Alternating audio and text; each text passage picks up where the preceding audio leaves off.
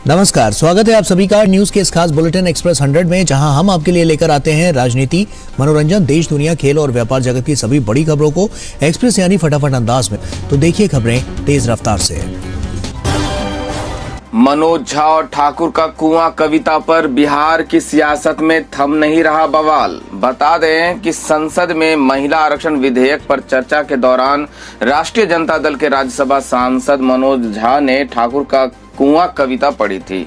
इस कविता पाठ के बाद बिहार की सियासत में एक नया विवाद शुरू हो गया है। इस मुद्दे को राजपूत सम्मान से जोड़कर कई नेता मनोज झा पर आरोप लगा रहे हैं। मनोज झा पर आक्रामक तेवर दिखाने में सबसे आगे हैं हाल ही में जेल से रिहा हुए आनंद मोहन सिंह और उनके बेटे चेतन आनंद आरजेडी के विधायक हैं।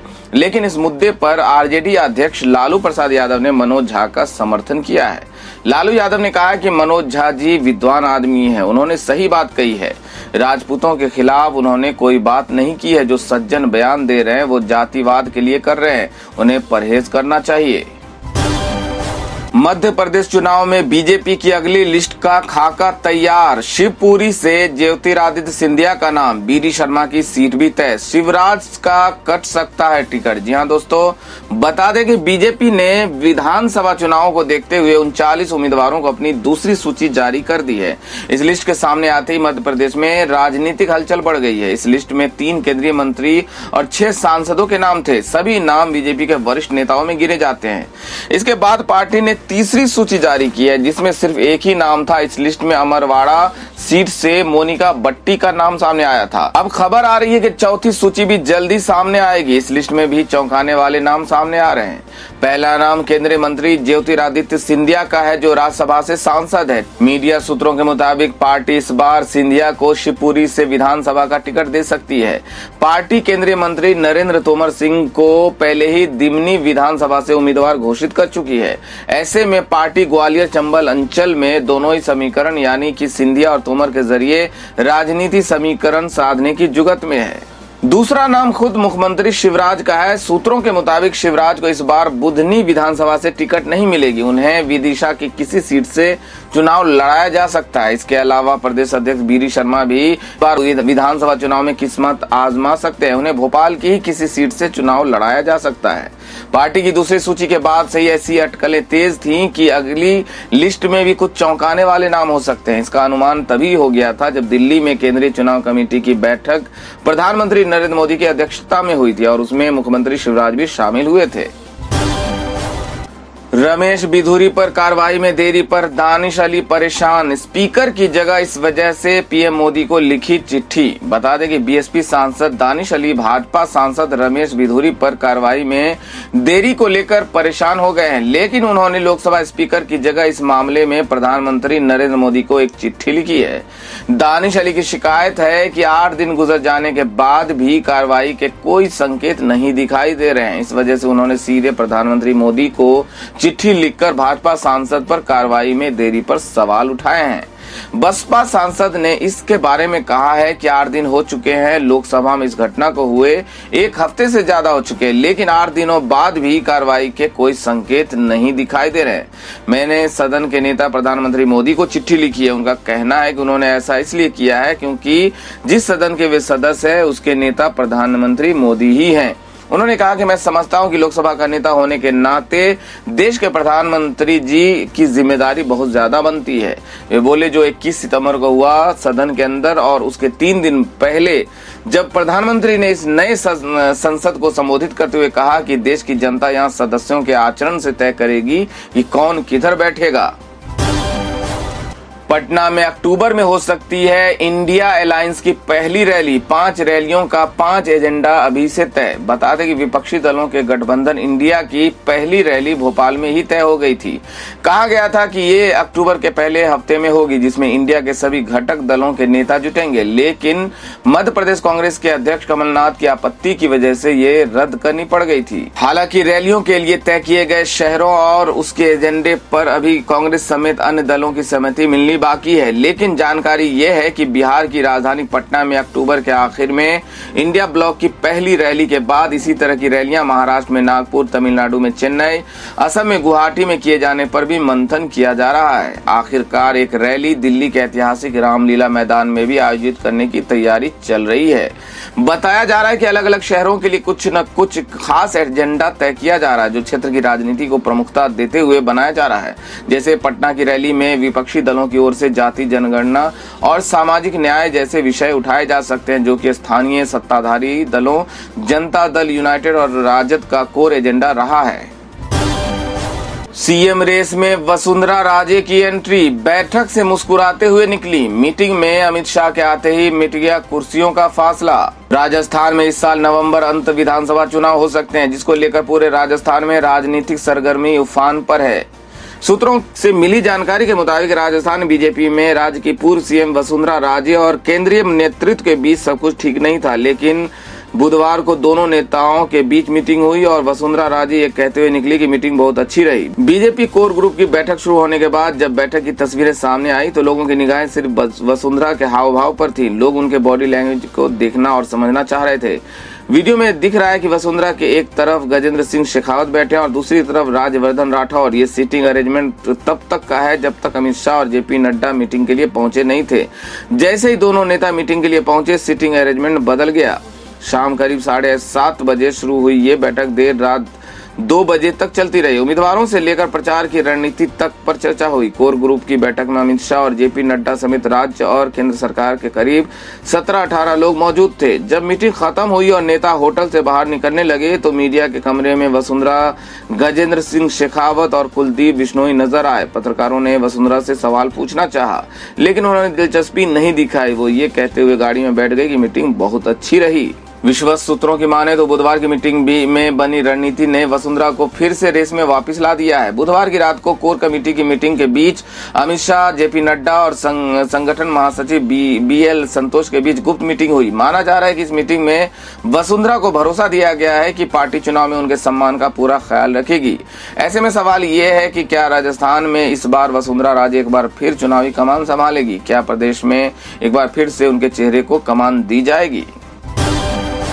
इस्कॉन पर बयान देना मेनका गांधी को पड़ा भारी। संस्था ने भेजा 100 करोड़ का मानहानि नोटिस। बता दें कि पूर्व केंद्रीय मंत्री और बीजेपी सांसद मेनका गांधी का एक वीडियो सोशल मीडिया पर वायरल हो रहा है। इसमें वो कह रहे हैं कि भारत में इस समय सबसे बड़े धोखेबाज इस्कॉन है। International society for Krishna consciousness यानी इस्कॉन अपनी गौशाला की गायों को कसाईयों को बेचता है।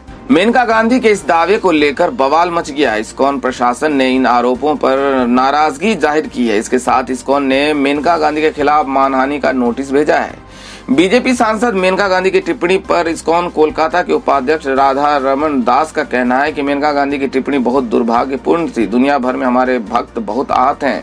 हम उनके खिलाफ 100 करोड़ रुपए की मानहानि की कानूनी कार्रवाई करने जा रहे हैं। इस्कॉन का कहना था कि इस्कॉन न केवल भारत में बल्कि दुनिया भर में गाय बैल की रक्षा और देखभाल में सबसे आगे रहा है। हमारे यहाँ गायों और बैलों की जीवन भर सेवा की जाती है, न कि उन्हें कसाईयों को बेचा जाता है, जैसा कि आरोप लगाया गया है।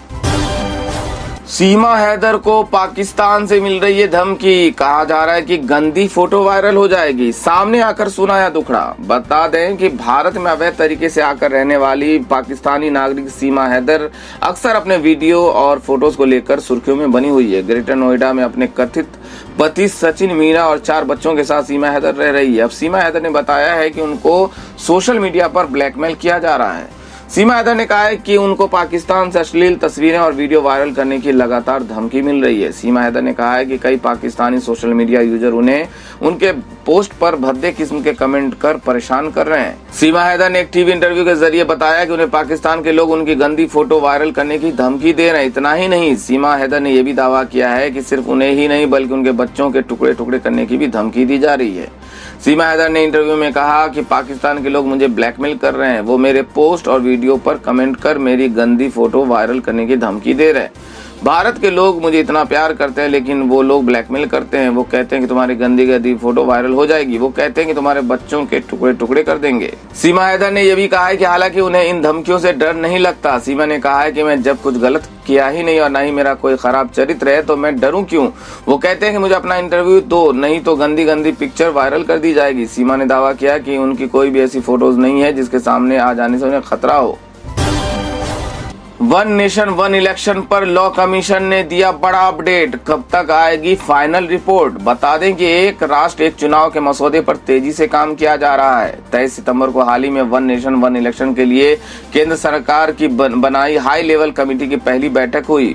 वहीं अब विधि आयोग का भी इस पर बयान सामने आया है। बता दें कि भारत के विधि आयोग ने कहा है कि हमारा मानना है कि कुछ संवैधानिक संशोधन एक राष्ट्र एक चुनाव की प्रक्रिया को और अधिक प्रभावी बनाएंगे। जैसा कि विभिन्न अध्ययनों से पता चलता है, वन नेशन वन इलेक्शन का एक बड़ा लाभ यह होगा कि लोग अपने नेताओं को अधिक बुद्धिमानी से चुनेंगे। आगे कहा गया कि क्योंकि चुनाव पर्याप्त समय के बाद ही होंगे और इसलिए लोग न केवल बड़ी संख्या में वोट देने के लिए बाहर आएंगे बल्कि बहुत समझदारी से मतदान भी करेंगे। भारत के केंद्रीय मंत्री का बड़ा दावा। कहा पाकिस्तान के कब्जे वाला कश्मीर खुद ब खुद भारत के पास वापस आ जाएगा। बता दें कि केंद्रीय मंत्री और पूर्व भारतीय सेना प्रमुख वीके सिंह लगातार पाकिस्तान के कब्जे वाला कश्मीर का जल्द भारत में विलय होगा ऐसे दावे करते आए हैं। इसी कड़ी में उन्होंने शुक्रवार को भी बड़ा दावा किया है। उन्होंने कहा कि कश्मीर खुद ब खुद भारत के पास वापस आ जाएगा। मुझे दृढ़ विश्वास है कि ये क्षेत्र जिसे पाकिस्तान ने बलपूर्वक छीन लिया था और फिर संयुक्त राष्ट्र की भागीदारी के कारण अर्ध स्थायी बन गया, अपने आप हमारे पास वापस आ जाएगा। आपको बता दें कि बीती 12 सितंबर को भी वीके सिंह ने कुछ ऐसा ही दावा किया था। उन्होंने कहा था कि पाकिस्तान के कब्जे वाला कश्मीर या पीओके अपने आप भारत में विलय हो जाएगा। सिंह शिया मुसलमानों की मांगों पर एक सवाल का जवाब दे रहे थे जो भारत के साथ कारगिल सीमा को खोलने की मांग कर रहे हैं। विपक्षी गठबंधन पर शरद पवार का बड़ा बयान। कहा हम ये सुनिश्चित करेंगे कि इंडिया के बीच कोई विवाद न हो। बता दें कि एनसीपी प्रमुख शरद पवार ने शुक्रवार को कहा कि विपक्षी गठबंधन इंडिया में किसी तरह का कोई विवाद न हो, इसके लिए वो काम कर रहे हैं। बारामती में पत्रकारों से बात करते हुए शरद पवार ने कहा कि हम ये सुनिश्चित करेंगे कि इंडिया में किसी तरह का कोई विवाद न हो। राजस्थान और मध्य प्रदेश जैसे राज्यों में उसके गठबंधन सहयोगी के बीच वो बात रखेंगे और देखेंगे क्या हो सकता है। शरद पवार ने कहा कि राजस्थान और मध्य प्रदेश जैसे राज्यों में वो उसके गठबंधन सहयोगियों के साथ विचार विमर्श करेंगे। उन्होंने कहा कि इन राज्यों में चुनाव होने वाले हैं, इसलिए वहां बात करना जरूरी है। बता दें कि अगले साल 2024 में होने वाले लोकसभा चुनाव में भाजपा से मुकाबला करने के लिए 2 दर्जन से अधिक विपक्षी दलों ने भारतीय राष्ट्रीय विकासात्मक समावेशी गठबंधन यानी इंडिया का गठन किया है। अब सिनेमा घरों में फ्री में देख सकते हैं शाहरुख खान की जवान। किंग खान ने दिया फैंस को बड़ा तोहफा। बता दें कि बॉलीवुड एक्टर शाहरुख खान इन दिनों अपनी फिल्म जवान की सक्सेस को एंजॉय कर रहे हैं। 7 सितंबर को रिलीज हुई इस फिल्म ने 1000 करोड़ की कमाई कर ली। वहीं भारत में ये आंकड़ा 600 करोड़ के पार पहुंच चुका है। ऐसे में ये फिल्म बॉलीवुड की सबसे हिट फिल्म बन गई है। लेकिन अब भी कुछ लोग हैं जिन्हें शाहरुख खान की फिल्म जवान नहीं देखी। ऐसे में मेकर्स ने फैंस के लिए एक तोहफे का ऐलान किया है। फिल्म जवान की जितनी तेजी से कमाई हो रही है, अब धीरे धीरे आंकड़ा घटता जा रहा है। ऐसे में मेकर्स ने फैसला किया है कि अब जवान के एक टिकट के साथ एक टिकट फ्री मिलेगी। शाहरुख खान ने खुद ही बड़े ही मजेदार अंदाज में अपने तमाम फैंस के लिए इस ऑफर का ऐलान किया। तो दोस्तों, ये थी अब तक की सभी बड़ी खबरों की अपडेट्स। टुडे ब्रेकिंग न्यूज और लेटेस्ट खबरों को देखने के लिए हमारे चैनल को सब्सक्राइब जरूर कर लें। वीडियो को लाइक और शेयर भी जरूर कर दें। वीडियो देखने के लिए बहुत बहुत धन्यवाद।